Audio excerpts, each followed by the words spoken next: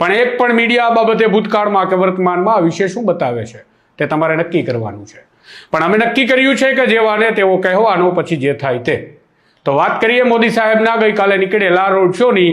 આ રોડ શોમાં પ્રધાનમંત્રી પોતાના કાળા રંગની કારની બહાર નીકળી લોકોનું અભિવાદન ઝીલી રહ્યા હતા. હવે તમે નાગરિકો જ વિચારો કે પોલીસે સ્ટન્ટ કરતા લોકોની આફ્ટર બિફોરની રીલ્સ કેટલી મૂકી છે.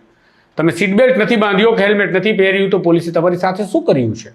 જો એ બધું દંડનીય અપરાધ છે તો મોટર વ્હીકલ્સ એક્ટ કે ટ્રાફિક નિયમનના કાયદાઓમાં ક્યાંય કારમાં લટકીને અભિવાદન ઝીલવાની મંજૂરી વિશે કોઈ જોગવાઈ બતાવી છે ખરી?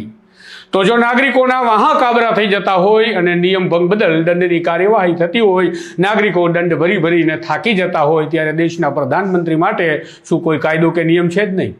બ્રિટનના પ્રધાનમંત્રી હોવા છતાં પણ ઋષિ સુનકને સીટ બેલ્ટ નહીં પહેરવા બદલ દંડ ફટકારવામાં આવ્યો હતો. ક્રોએશિયાના ઉપપ્રધાનમંત્રીને પણ વાહન દુર્ઘટના મામલે રાજીનામું આપવું પડ્યું હતું અને જેલની સજા પણ ભોગવવી પડી હતી. પરંતુ આપણે ભારતના એક યુવા યુગમાં જીવીએ છીએ જેમાં પ્રધાનમંત્રી લટકીને કારની બહાર નીકળીને પ્રચાર પ્રસાર કરે, નિયમોનો ભંગ કરે, છતાં આપણે કાર્યવાહી તો ન કરી શકીએ, પણ તે વાતને સત્તાવાર રીતે વખોડી પણ નથી શકતા. હવે ગુજરાત પોલીસે અને આરટીઓ વિભાગે જાહેર કરી નાગરિકોને સમજાવવું જોઈએ કે કારની બહાર લટકી રોડ શો કરવો એ શા માટે કાયદાનો ભંગ નથી અને નાગરિકોને આવું કરવું હોય તો તેમને કોણ મંજૂરી આપી શકે.